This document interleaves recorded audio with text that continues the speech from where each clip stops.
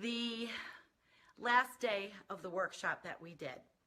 And it was a workshop that really dealt with the fact that there were people in the world that needed a safe space to be able to explain and cry and talk about the depths of our despair about what is happening. But we also came out different. We came out resilient. We came out being able to now move on and help others. I have the star of the show. I have the star of the show, Sancho Panza. And this dog is amazing. Dog is amazing. I am in an absolutely beautiful home of an absolutely beautiful female that I met. And you guys are going to love her. And I'm going to introduce her first, and then I'm coming back. This is Jennifer. Hey guys, how you doing? Okay, that's Jennifer. This is Jennifer Hynes. And what I would like to ask you is to tell us about yourself and what you've done. Oh my goodness. Well, I became interested in researching the climate because I had some amazing experiences. In 2012, September of 2012, I flew over Greenland and it was melting. That was the year that 99% of the surface of Greenland melted. And when I flew over it, it was full of lakes and rivers, and it was just, the whole thing was breaking down, and the sides were all like, you know, very dark, and all the glaciers were sliding into the sea, and I was shocked. You saw it.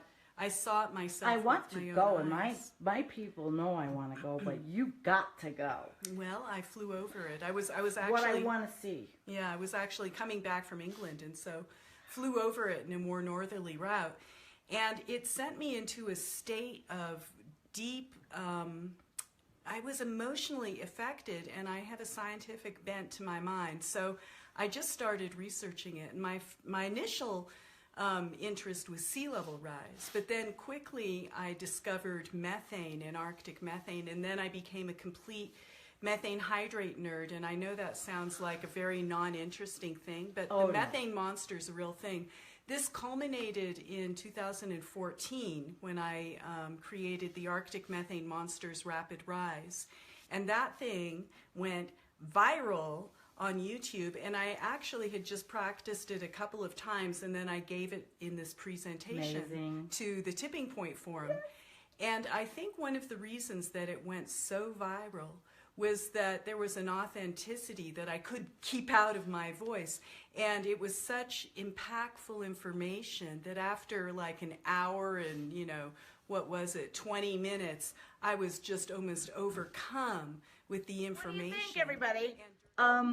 We are going to try to do something so we can show us together, because we've had a really emotional and great time. And now we're going to bring, come on, get over here. We're bringing in Hambo and Little Tail. Now, this dude, eat your heart out, guys. This man is a legend, and he runs a site called Humpty Dumpty Try on YouTube. He tells the news. You read it on my page. He tells the news. This is the truth teller. Welcome, truth teller. And he Welcome back. Welcome back. Yeah. We are three people that amazingly have met through the social media, you know, through online. And it is really kind of overwhelming to me that we're here together, because we're all real. Flesh and blood people. I really mean it. All it takes is a bullshit detector button in one hand and a no shit Sherlock button in the other. That's the only comments you really need. Well, now let's hear about you. What? I'm going to get you in a good, there we go, hand bone. Tell us a little bit about your channel. Now. And what you want to do with it. And I'm going to get comfortable here and get a good picture. Now, this is the second time I have had the honor of being on this lady's channel, so I'm sure somewhere in these archives you can find the full 60-minute blowout when I've had like 3 cups of coffee that I was all jacked up on. But I'm calming down now with a glass of wine, so maybe I can Yes, we're really having an intellectual. Yes, evening. maybe I can be a little calmer. So Humpty Dumpty Tribe, it's a YouTube channel. That's all one word, Humpty Dumpty Tribe, and it's a little more hardcore, perhaps, than Environmental Coffeehouse. I speak with the 2x4. We need all voices, from the feather to the 2x4. I speak with the 2x4. I just uploaded my last video from 5 minutes ago. It's called "Human Extinction is Too Good for Humans." So that's the type of titles you will see on Humpty Dumpty Tribe. Is not for, well, I'm not going to say this. Don't scare people away. In mixed company. You are the most incredibly entertaining person. You're delivering the news that sucks in a most entertaining way. Listen, don't let him bullshit you. You watch this man. He is very entertaining. I would never bullshit anybody. No, you wouldn't, but I'm telling you about it. I have no idea who this man is. Whoever this man is, I don't understand why he's not every bit as famous. Why isn't he ready for truth? No, I mean his power of analysis and understanding of the situation that this planet is in is way beyond mine. As and I say, you can only find Andy on Humpty Dumpty Tribe. Subscribe, please. I don't understand it. Why he doesn't have his own channel in his own series of books. But here's the real star. I gotta do this higher. The real star of Humpty Dumpty Tribe. This is the real star. Is right here. There's the real star. There's Sancho Panza. Yay! No one comes on to look at my ugly mug. It's all about Sancho. He knows it. Oh my gosh, that's so silly. He's a great dog, and this is a little cute dog. I mean, this dog makes you feel like life is the best thing ever. Well, your introduction was so good, right? And you covered so many different aspects that I think I should be the one interviewing you today. Listen, I don't know anything. I'm studying. I'm learning. I just entered the solar radiation management world, so I really don't. But thank you. So I don't know. I mean, okay, so you quoted me as saying my views changed. I don't think they have changed so much. I mean, for quite a while, I've been saying we're in a global climate emergency and we need to respond appropriately. And that's using all of the possible things that we know will have an effect. The world seems to be thinking, according to the IPCC reports and all these other conservative reports, that this situation is pretty bad, but we can just slash fossil fuel emissions and get out of the problem. But clearly that's not the case. And these are the SRM methods. Some are which are starting to be explored. They're certainly being talked a lot more now by the scientific community. They weren't before. Before it was verbatim. It was forbidden almost to even acknowledge that we could even look at some of these things. But right now we've got this big volcano going off in Bali, right? Agung, and it went off in 1963. 64, it put something like a billion tons of sulfur dioxide up into the atmosphere. And it's very interesting. If you just go to Earth Null School now, look at the chemistry. There's a link for looking at chemistry, like nitrous oxides and sulfur dioxide, and you can see, go to that region of the world, and you can play it back and forward in time with the slider buttons, and you can see when the eruption started and how much sulfur dioxide is coming off and where it's spreading and stuff. It's very fascinating. I highly recommend that people do that. Go have a look at Earth Null School and cycle it back in time. If you hit the double arrow back, you go a full day back. If you hit one arrow back, you change 3 hours. And you can really have a look. And the thing about this volcano is it's not big enough right now to alter the planet. And some people are saying, well, it could blow. For a volcano to really alter the planet, it has to be explosive enough and putting, in a vertical direction. So it has to send lots of ash. It's not the ash that does it, it's the sulfur dioxide up into the stratosphere. So it has to go up, if it's near the equator, it has to go up almost 20 kilometers. The technology is very easy and it's very inexpensive. In fact, it's the amount of levels, and we're talking, I don't know, a couple $1 billion a year, maybe up to 10 at the most, to cool the planet a degree, if we wanted. Wow. And it's almost within within the realm of like billionaires. Right? You don't need a country to do this, right? Well, so you're being very, we can do this and all, but there's a whole other camp of people that are convinced that it's done. It is being done. It's all over. We see it, and they're freaking out about it. How do you calm them down? And I do have one more question in that area. How far past are we with the prototypes of this kind of stuff? How far are we? How far have we gone? Well, I guess the question, okay, first of all, the idea that we're doing it already is from aircraft, is these, like, when aircraft fly, there's a lot of water vapor in the exhaust gases, there's other impurities, there's unburned carbon from the jet fuel, et cetera, and those things, water tends to condense. The water vapor is very hot, it cools down very quickly, it condenses.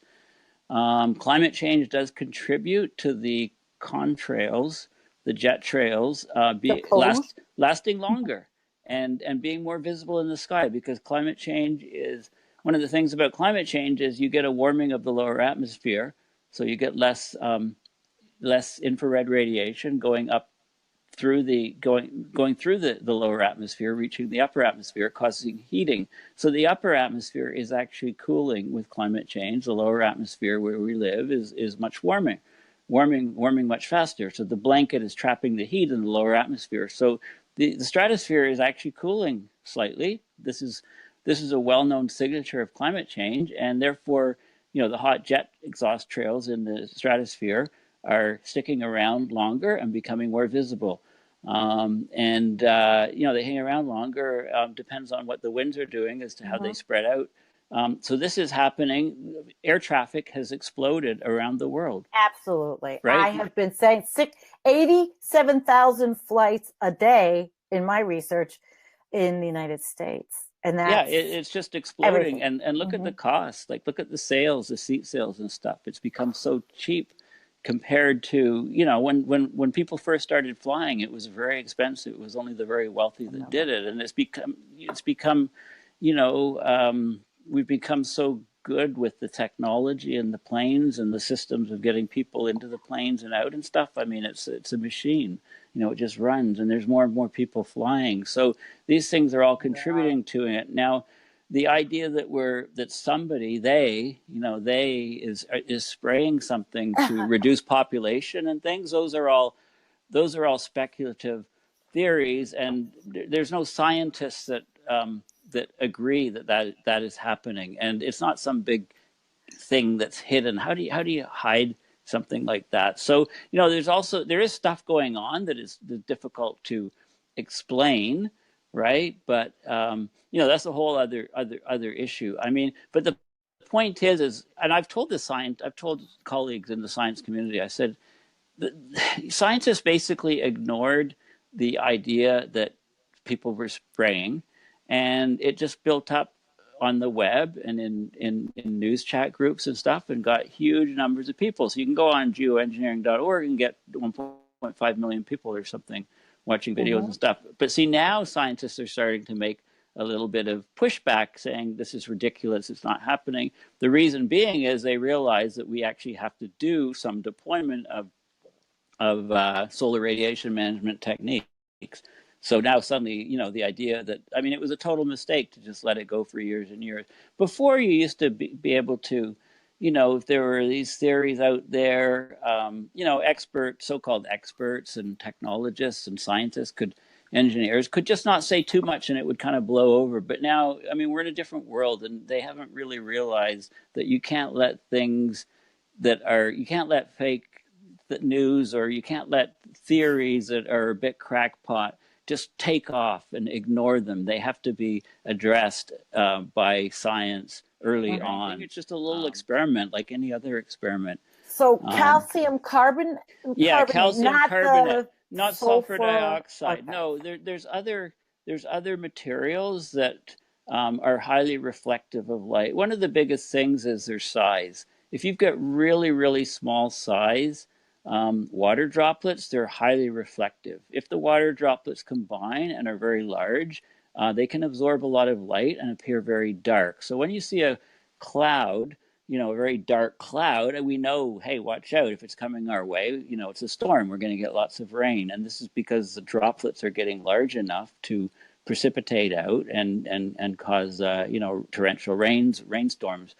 But so the calcium carbonate, it's like little crystals that can be highly reflective of sunlight. And so that's an area, and they're pretty, they're pretty harmless. I mean, they're pretty common material, and they're, people have this fear of sulfur because, sulfur was responsible for acid rain, for example, years ago. Yeah. Right. And this is sulfur in the lower atmosphere, and this is the sulfur that comes out of the smokestacks of coal burning power plants that I was talking about. So we licked that problem by putting scrubbers on smokestacks to remove the sulfur dioxide, a lot of it, to get over this acid rain type thing years ago. But like I said, the quantities of sulfur dioxide that would go up into the stratosphere and settle out over many years are very, very small quantities compared to what is in the lower atmosphere. In fact, I think the calculation was done, and it's like the equivalent of what one coal burning power plant puts out in terms of, if it's burning low grade coal, it's putting out more sulfur dioxide in the lower atmosphere, causing air pollution and health problems for people. Then that's more than would be required to put in the stratosphere to cool the planet. Okay, so it's not. How did all of this hysteria or everybody that I talked to, so many people that are really upset about it, and we see those things in the sky, and you've explained it. How did this get started to be such an issue? Do you know? Well, it's very visible to people, right? If you go near an airport, a busy airport, and the weather conditions are there's lots of water vapor in the atmosphere, so you're near a saturation point, then those contrails coming out of aircrafts, they're very visible to people on the ground. They stick around for a long period of time, and with more and more aircraft, there's more and more crisscrossing of planes are all going different directions and stuff, and you get these lines in the sky. And I think, if you're a suspicious conspiracy type person, then think of how great the idea of chemtrails are to oil companies, the fossil fuel industry, for example. Mm-hmm. I mean, their whole objective has been sowing doubt on the validity of climate change science. And one of the ways to attack the validity of climate change science is to attack the validity of all science, and try to get people, in different camps and with different beliefs and stuff. And if you start getting people to believe in things that are questionable, then they start disbelieving in other things, and it just takes off. So it's divide and conquer. It's a strategy as old as humans have been on the planet. I mean, read your Sun Tzu, The Ancient Art of War. How do you defeat a much stronger opponent? How do you defeat the U.S., one of the strongest countries militarily in the world? How do you defeat the U.S.?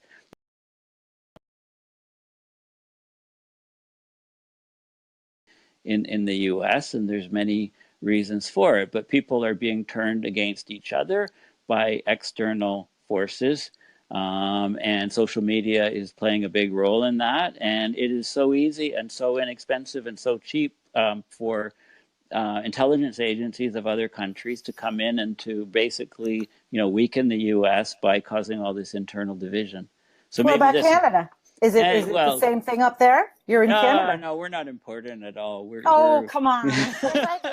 I'm going to read this. This is Bob Lovelace, and Bob says Michael Schellenberger and James Hansen at COP23 advocated nuclear power. But Kevin Anderson says we would have to build 3,000 nuclear power plants by 2040. That's 100 a year to contribute to just 25% of the needed energy. We cannot build our way out of this problem. And I thought that was crazy of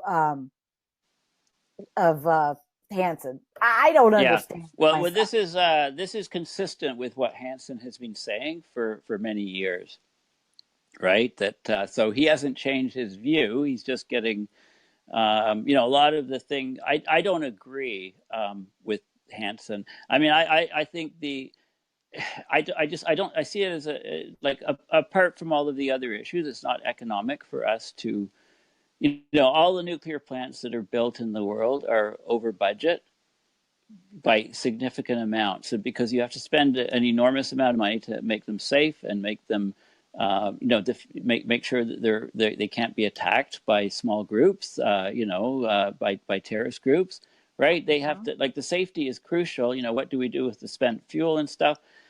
So it just doesn't make sense economically to go this route. I mean, there's been a big debate / controversy in Canada between, do we refurbish all of our old nuclear plants which need refurbishing or closing down, and it turned, or do we do this at, say, 20 or 30 cents a kilowatt hour, or do we just buy the power at 4 cents a kilowatt hour from Quebec, who has loads of hydroelectric power, and we just bring them across power lines? And ironically, we don't have enough lines to go directly from Quebec to Ontario, so the Quebec power would go down to the U.S. and then through the U.S. and then back up through Ontario. So basically, we'd be buying their power. So it might cost us 6 or 8 cents a kilowatt hour instead. But so, the result of that debate or that discussion is that some of the plants will be refurbished, not as many as they wanted, and we're also buy hydropower from Quebec. So the point is that the nuclear industry has had years and years and years to get their act together and to make, safer systems that had thorium systems or pebble bed reactors or use other technologies. They've been around for a long time. And if they got together, different countries, and had a standardized product that was a lot safer, then we would have been seeing these things already. But it's just not economical. I mean, solar and wind and geothermal and all of these other technologies are way cheaper and can be scaled up very, very quickly, as we're seeing. And prices are plummeting. Prices are dropping. So nuclear just doesn't make a lot of sense from that. No. Yeah. It doesn't to me. And somebody that is actually Patrick, I'll ask your question in a minute. Somebody that is a follower was talking about during the Clinton era how there was a third or fourth generation nuclear plant being proposed, but it was nixed. And so we're left with what we have. We're left with not being able to get rid of the waste. It's just awful. Yeah, and it's not just the waste from the reactors. I mean, we basically dropped thousands of we detonated literally, I think, 3,000 nuclear bombs or something. I couldn't believe the number was that high, 300 in the tests, and, this is globally. And in there's this low-lying island where the debris, the nuclear waste was just buried underneath concrete, which is all going to be leaking out into the ocean as we get sea level rise. So, the whole legacy of the industry is just awful. So but Hansen has stuck to his guns. Schellenhuber, who I met in Paris, also has been sticking to his guns. And, these guys are, I mean, Hansen is 76. Okay. Schellenhuber is probably almost as old. And these guys kind of grew up, and, nuclear was a big part of it. And they have these views, and, gotcha. And, think of your 76-year-old relatives, how like you kind of get a bit set in your ways as you get a bit older. And these are great people, but you don't have to Yeah. agree with everything that they say, No. right? It doesn't invalidate everything else that they say. Right. They're So not science gods. They're scientists, but they're not yeah, science they're gods. just people. They have they're informed opinion people, but that doesn't mean all their opinions are going to be Right. the right things to do. Well, Patrick, do you know Patrick McNulty? Yes. Patrick is asking, he says we need to do both sulfur dioxide and ocean mechanical thermal energy conversion simultaneously. And I've been talking to Patrick, and I hope to have Patrick on one of these days. I've been trying to catch up with what his science and what he is proposing. Do you know much about that?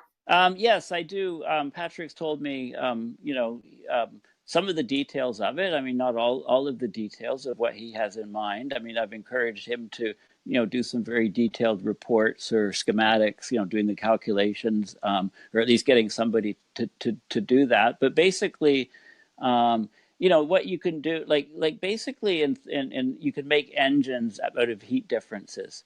Like, Mm-hmm. because if there's a temperature difference between two different regions, you can have a fluid which carries the heat from the hotter region to the colder region and then releases that heat. And if it's in a closed loop, then that fluid will then return back. So it's hot in the hot region, which is, say, near the surface of the ocean. And then it goes down into the colder region and cools down, and then that water circulates back up and gets heated. And it's almost like a refrigeration cycle. It's almost like the way your refrigerator works, or the way, for example, a heat pump works to heat your house. Like, the way a heat pump works is you take out, you circulate the, you take out, even though it's colder, like to heat your house in the winter, for example, with a heat pump, if it's not too cold, or you have access to a pond or something, because the pond will freeze on the top and the water will stay just a few degrees above zero, deeper down in the water, and you can actually extract heat from the colder region and take that heat and put it into the warmer region to heat your house. And you can operate these things in reverse to actually provide air conditioning of your house in the summer, for example. So It's I don't want to expensive. I don't want to get into all of the physics of it, but Mm-hmm. it's basically like a heat engine. And I've talked about the Earth, for example, being a heat engine. Like, the equator's hot, the poles are Mm-hmm. cold. Heat wants to move from the equator to the pole, and it does that either in the atmospheric air currents or in the ocean currents. Okay. Let me tell you, just to go really quickly about the heat pump thing, it is expensive, and I was looking into doing things solar or heat Oh, the pump. heat pump for your house, you mean? Yeah, they Yes. got, and Yes. then Okay. and even the geothermal, forget it. You have to dig, and I have a well, and they told me it would be like 40,000. I mean, really, Yeah. it's Yeah. cost prohibitive. So right Yeah. now we're not there. Well, it depends on whether Wealthy you have people to are. dig. If you have to, Mm-hmm. if you have a pond on your property, the Mm-hmm. price significantly drops for a heat pump, Oh. because you can use the pond you can dump heat in the pond in the summer to cool your house, and you can take heat out of the pond in the winter to warm your house with the same Oh. equipment, the same heat pump. If you have to dig, if you don't have a big lot, and vertical pipes have to be dug deep down into the earth, so you take heat out of the earth to heat your house in the winter, and you dump heat down into the soils in the summer to cool your house. Um, if you have to have vertical pumps, it's expensive. Vertical pipes, you have Right. to drill down like you're drilling for oil, and it's Mm-hmm. expensive to do that. If you have a large spot in a rural area, you can have horizontal I pipes, and it's do. a lot cheaper to have horizontal pipes and a heat pump system like Wasn't that. that funny? They didn't tell me all Yeah, that. And and that we have technology, lots of property, and we have lots of yeah. room, and we have all that. Yeah, But you don't need to drill vertical holes. My mother-in-law has one of those geothermal systems, or she did at her place wow, before she sold it. I mean, they've been around and that was installed probably 30 years ago or something.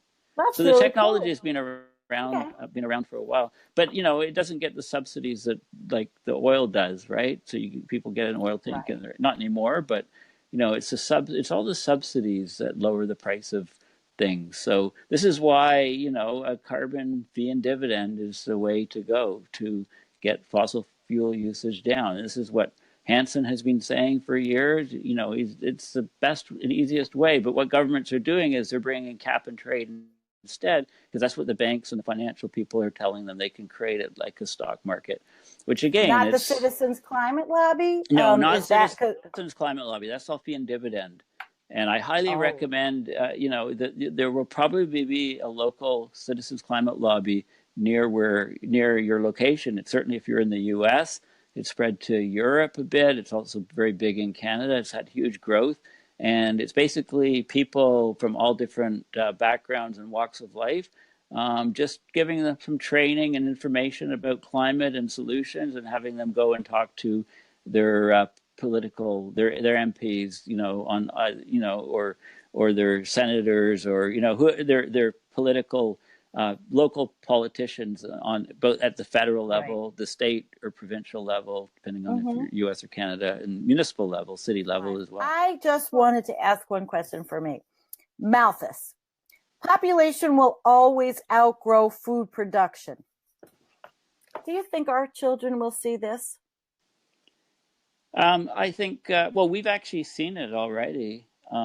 It doesn't happen around the world simultaneously, right? Like we saw it in the Middle East, and it precipitated the Arab Spring, right? And again, it came down to food is not distributed equally around the world, right? Our food system, it doesn't last forever. So there's a lot of logistics in like the hunger in the world right now is mostly a logistical problem of getting food to people that need it, that don't have enough. And in the West, of course, we waste about a third of the food from our plates. We have, our portions are too big.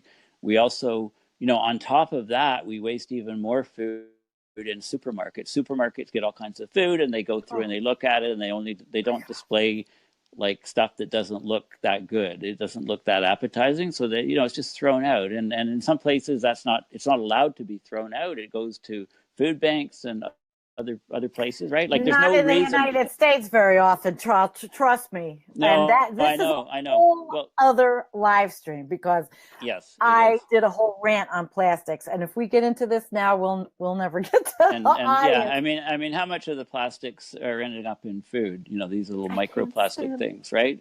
If it's in food for fish and stuff, it's in our bodies as well, right? These little microplastics and stuff. So I think that humanity has. Let's face it. Look, we haven't done. We've done. Can I swear on this interview, or you can freaking you can say shit. Yeah. Okay. So we've done. We've really done shit all on addressing climate change. My favorite word. Humanity has literally done nothing.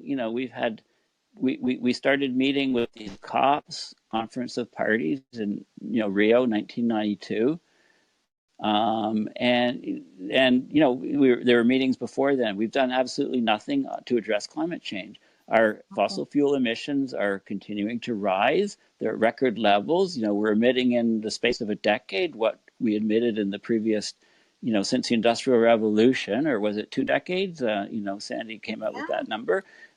We've done nothing. People talk about it, about the risks and the dangers, but follow the money. Governments are still subsidizing fossil fuel companies to the tune of $5 trillion plus a year.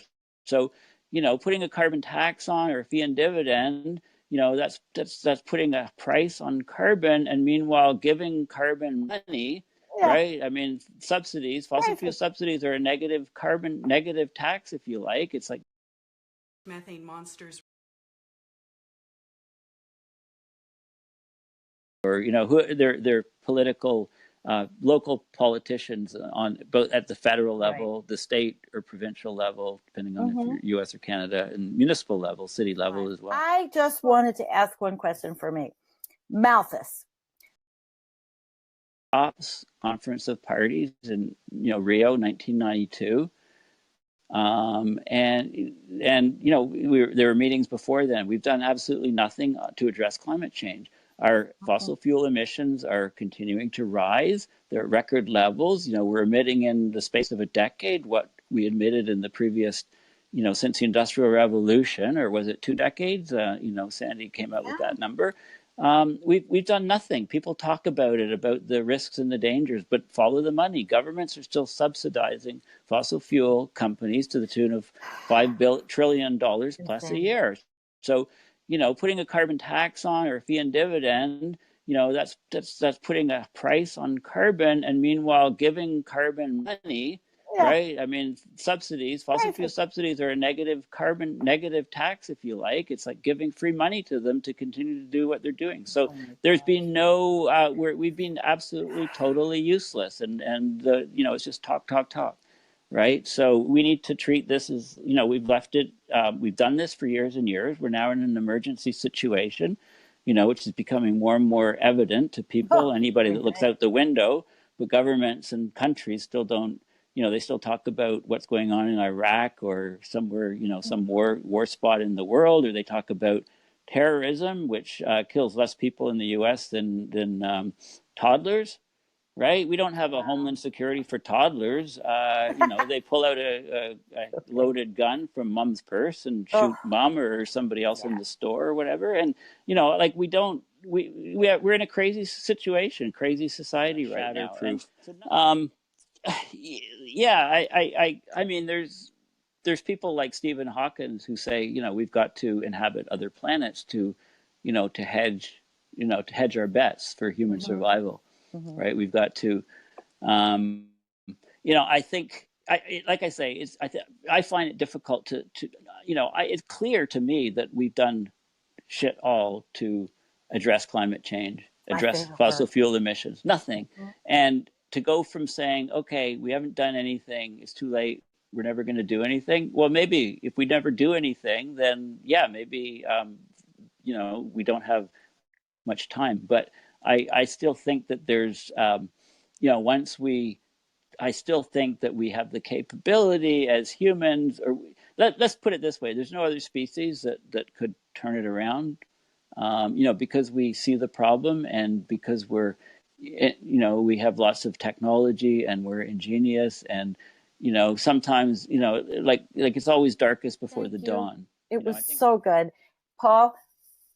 Yes. Good night. Thank you. Good night. And Goodbye. Everyone, good night, and thank you so much. One thing. Good evening, and welcome to 2018 with Environmental Coffeehouse and me, Sandra Shallis. And I'm very happy to be here and starting my second year of Environmental Coffeehouse, bringing you the difficult things to talk about. As my friend Dean Walker says, the impossible conversations that we have to have. Tonight, this night where we're having our snow hurricanes and snow bombs and the storms all over the East Coast in the United States, I want to bring you something to start with. I listened to an interview by Alex Smith, who is with Radio EcoShock, and he is awesome. He is an amazing interviewer. So I'm going to start with this. This is not easy for the new year, for my first one, but I've got to do this. We have to understand what's happening. It's not getting any better. So Alex Smith, he interviewed David Wesdell of the Apollo Gaia project on December 22nd to 7th. It was 7th. I'm sorry, forgive me. And Alex says, David came back with devastating revelations about how climate science has been manipulated or ignored by the IPCC and by the leaders meeting in Paris. We are committed to far more than 2 degrees of warming. A vastly changed world awaits. So you really have to listen to this interview. I'm just going to give you a couple of things from this. Alex says, are you ready for the harsh reality of our future in a hotter world? Can any of us handle the truth? Can we really, any of us handle the truth? If you feel strong enough, this may be the most devastating look into where we can really stand, which is the interview that Alex is talking about. So he goes on to talk about this writer, Mark Linus, who stunned us with the awful changes on Earth if we warm by 5 degrees centigrade. We may not survive 6, Alex says. Many hope that the climate talks in Paris can reach an agreement that will save a livable climate and keep global warming below 2 degrees centigrade. But what if the national leaders are just players on a stage of illusion? What if someone told you our current levels of greenhouse gases already commit us to more than 6 degrees of global warming and over 12 meters, over 36 feet higher sea levels, and that might not be the worst of it. Happy New Year. So Alex asked David a few questions, and I thought, let's really deal with this in the beginning of the year, and let's go by these questions. Alex started asking a couple of questions, and he just put them in a PDF, which I grabbed because you're going to have to listen to the whole interview. He asked David to answer these questions with like a very quick one word answer. Okay. Number 1, yes or no questions. World leaders meet in Paris to reach an agreement to keep the world safe from dangerous climate change, even if they agree to all of the voluntary goals set by each country. Will that be enough to keep climate change below 2 degrees centigrade of warming? Absolutely not, Alex says. Do we still have a comfortable margin of carbon we can burn and still avoid catastrophic climate change? Absolutely not. No, we have overshot that boundary by a massive amount. You know what he's talking about? He's talking about that comfortable margin of carbon that we all say, we can just keep, well, we don't say it, but a lot of people just say, we can just keep burning and burning and burning. Have leading scientists modified science for politicians because the harsh realities of what we need to do are unrealistic? And he says, sadly, that is correct. 4, is it true that the United Nations projections of climate change, including those from the Intergovernmental Panel on Climate Change, routinely leave out important warming forces? That is true. 5, is it conceivable, even possible, that we are setting the planet Earth on a path toward heating of 8 degrees or more centigrade, or say 16 degrees Fahrenheit hotter in the next 100 or 200 years? And David says that is exactly where we are headed.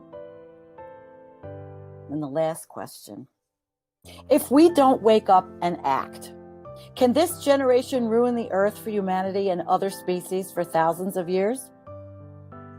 Guess what the answer was for that?